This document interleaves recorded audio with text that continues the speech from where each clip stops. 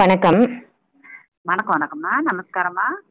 அம்மா, இசைஞானி இளையராஜாவோட மகள் பவதாரிணி, அவங்களும் ஒரு பாடகி, ஒரு நல்ல குரல் வளம் உள்ளவங்க. அவங்க புற்றுநோயால பாதிக்கப்பட்டு நேத்து இறந்துட்டாங்க. எதனாலமா இந்த மாதிரியான புற்றுநோய்கள் அதிகமா மக்களை தாக்குது? ஒருத்தவங்களுக்கு புத்துநோயா இருக்கட்டும், சுகரா இருக்கட்டும், கேன்சர், இது வந்து புத்துநோய் தான் கேன்சர். அதாவது ஆரம்ப காலத்துல சிறிய புண்ணா இருந்து அந்த புண்ணு ஆறாம அது என்ன ஆகும்னா புத்துநோய். அதாவது அந்த ஆறவே ஆறாது, அது அந்த காட்சி போயிருன்னு சொல்லுவாங்கல்ல, அந்த மாதிரி. அந்த புத்துநோய் அப்படின்னா, நான் ஒரு காலகட்டத்துல கீழக்கரையில யூசுப்ல ஹாஸ்பிட்டல்ல நாங்க இருந்தேன். அங்க உள்ள எல்லாருக்குமே எனக்கு தெரியும். ஆபரேஷன் தேட்டருக்குலாம் நான் போவேன். அப்போ ஒருத்தவங்களுக்கு வயிற்றுல புத்துநோய் ஆபரேஷன் பண்ணாங்க. இது உண்மையானதான். யூசுப்ல பேரையே நான் சொல்றேன். நான் சின்ன பிள்ளையில, அதாவது ஆன்மீகத்துல வர்றதுக்கு எல்லா துறையும் கடந்து வரணும். அப்படி வரும்போது இந்த யூசுப்ல நான் நரசா ஒர்க் பண்ணேன் சிறு வயசுல. அப்ப ஏன்னா ஆபரேஷன் தேட்டர்ல அவ்வளவு சீக்கிரமா எல்லாம் எல்லாரையும் உள்ள அலோவ் பண்ண மாட்டாங்க. எவ்வளவு படிச்சிருந்தாலும் ஆபரேஷன் தேட்டருக்குள்ள அலோவ் பண்ண மாட்டாங்க. அந்த துறையில உள்ளவங்களை மாத்திரம் தான் ஆபரேஷன் தேட்டருக்குள்ளேயே அலோவ் பண்ணுவாங்க. அப்ப என்ன நான் அங்கதான் இருந்தேன். அதாவது ஒரு மாசம் டெலிவரி ரூம்ல, ஒரு மாசம் இந்த டயரியா பேஷண்ட்ல, ஒரு மாசம் இந்த பிடியாச்சு இந்த குழந்தைய வார்டு, இந்த ஒரு மாசம் இப்படி எல்லாத்துலயும் பிரிச்சு போடுவாங்க. அப்ப ஒரு மாசம் ஆபரேஷன் தியேட்டர்ல போட்டுருவாங்க. அப்படி ஆபரேஷன் தியேட்டர்ல இருக்கும்போதுதான் இந்த கண்ணால பார்த்தேன். இந்த வயிற்றுல ஆபரேஷன் புத்துநோய் இருந்தா ஆபரேஷன் பண்ணாங்க. அப்பவே சொன்னாங்க, எழுதி வாங்கிருவாங்க. அதாவது உயிருக்கு சேதமானா நாங்க பொறுப்பு இல்லைன்னு ஃபர்ஸ்டே எழுதி வாங்கிடுவாங்க. தெரிஞ்சு அவங்களால வலி தாங்க முடியாது. வலி அப்படி ஒரு வலி இருக்கும் புத்துநோய்க்கு.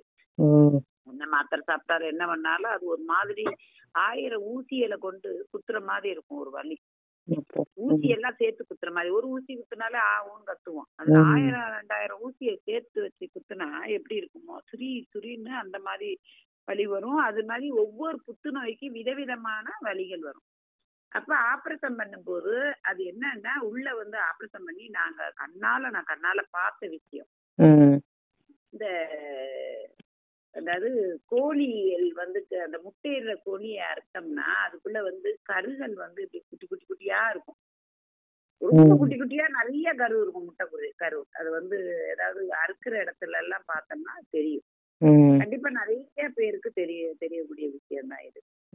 இந்த கருகள் நிறைய விளையக்கூடியது. அதே மாதிரி இந்த புற்றுநோய் விளையும், வளர்ந்துட்டே இருக்கும்.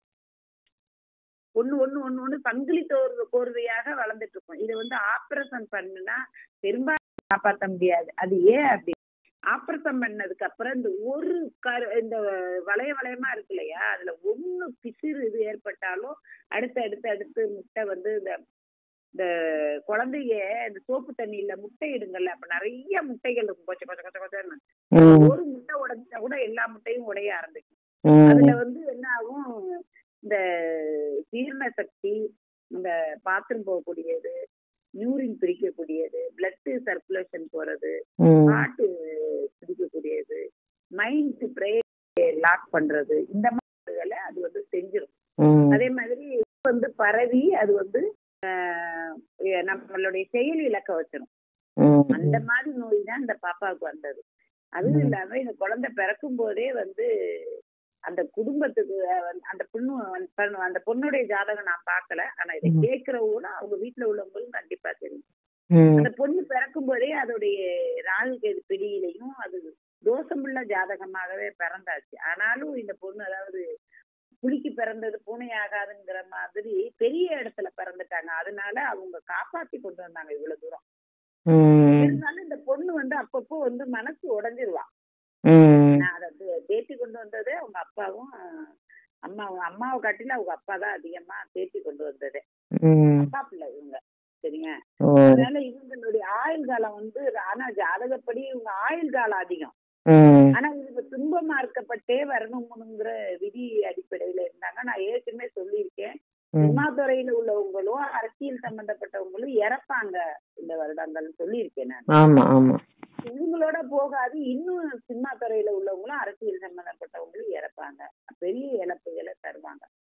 இந்த இழப்பு வந்து அவருக்கு தாங்க முடியாதது ஒண்ணு. நிறைய பேர் ஒரு குழந்தை, அது வந்து ஒரு பெரிய வயசாகி அதெல்லாம் இல்ல, நல்ல பொண்ணு. அத பாருங்க, அந்த ஐஸ்வர்யம், தெய்வீகம், இந்த பாடகர், ஓவியரு, சிற்பக்கலை செய்யறவங்க, இவங்க எல்லாம் இறைவனுடைய அவதாரம் மாதிரி. எல்லாருக்கும் சிற்பம் செய்யவோ பாடவோ எல்லாம் வரவே வராது. அவங்கள மதிக்க, அதாவது அந்த மாதிரி நபர்களை மதிச்சு உதவி செய்யணுங்கிறதுக்கும் சில பேர் அவங்களால இதா பண்ணுவாங்க.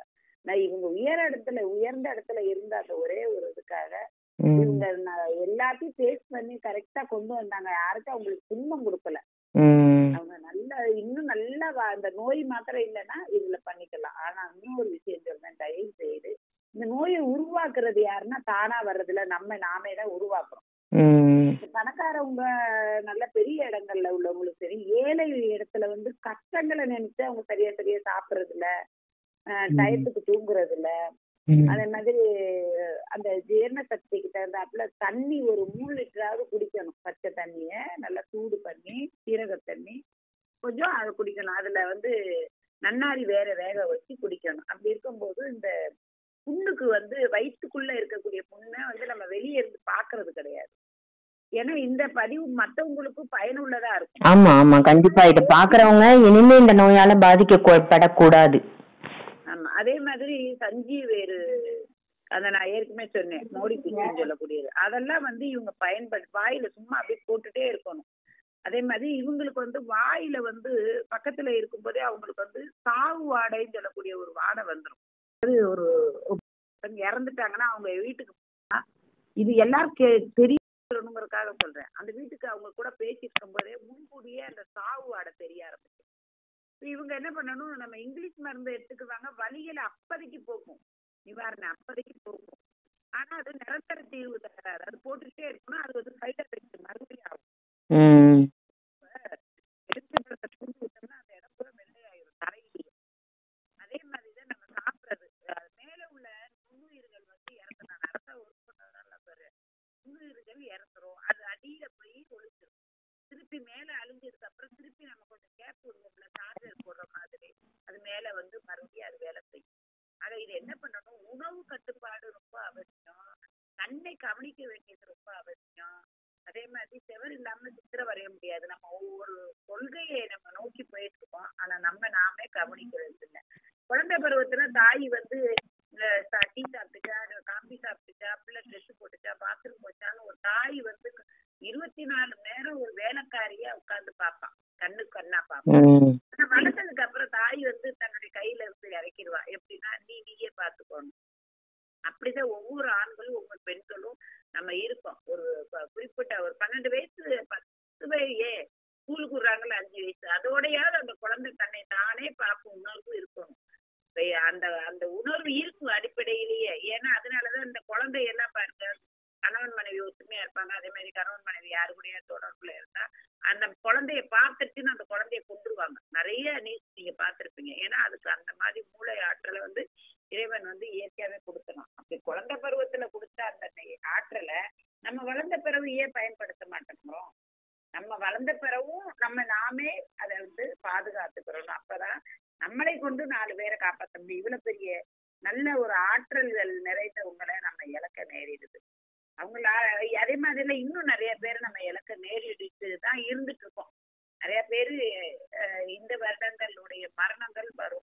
ஆனா யாரும் நான் சொல்றது யாரும் கேட்கறது இல்ல, அதுக்கு இது பண்றது இல்ல. அவங்க பெரிய பெரிய இடங்களை பாக்குறது வைக்கிறது, அதன் மூலியமா அவங்களே சரி செய்கிறது.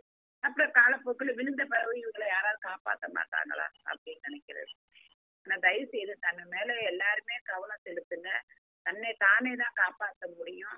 நாம் நல்லா இருந்தாதான் அங்க பக்கம் இருக்கிற அனைத்தரையும் காப்பாற்ற முடியும். இனி இருக்கிறவங்களுக்கும் அவங்களை காப்பாத்துறதுக்காகவும் இந்த பதிவு. அது மாதிரி எனக்கு ரொம்ப வருத்தத்தை தெரிஞ்சு, இந்த சின்ன வயசுல இவ்வளவு பாடல் ஆற்றல் நிறைந்த குழந்தை எல்லாரையும் ஈஸியா அணுகக்கூடியது, பெரிய பெரிய ஆளுகளை ஈஸியா அணுகக்கூடிய முடியும். ஏன்னா அப்பா ஒரு சிங்கம் மாதிரி, அவர் குழந்தை, அவர் குழந்தைக்கு எல்லா உரிமைகளும் இருக்கு. அப்படி இருந்து அந்த பிள்ளை வந்து இன்னும் நாட்கள்ல வாழ முடியலேன்னு போது இதெல்லாம் வந்து ஒருத்தவங்கள பெரிய இடத்துல பிறக்கிறது நல்லதுலாம் ஒரு வரப்பிரசாதம்.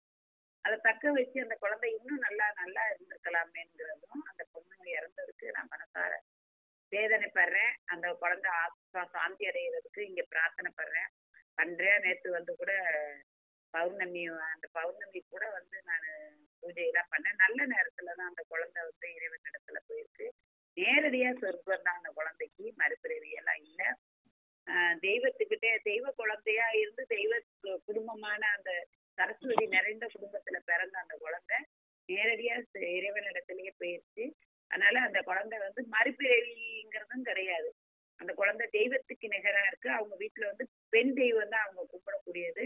இந்த குழந்தையும் பெண் தெய்வமா வாழடி வேலடியா கும்பிட சொல்லுங்க. அந்த குடும்பம் பிறந்து வரும். ஆனா இதுக்கப்புறம் அவர் மனசு ரொம்ப உடைஞ்சு போச்சு. அவரும் உடல் எல்லாம் சரியில்லாம இருக்காரு.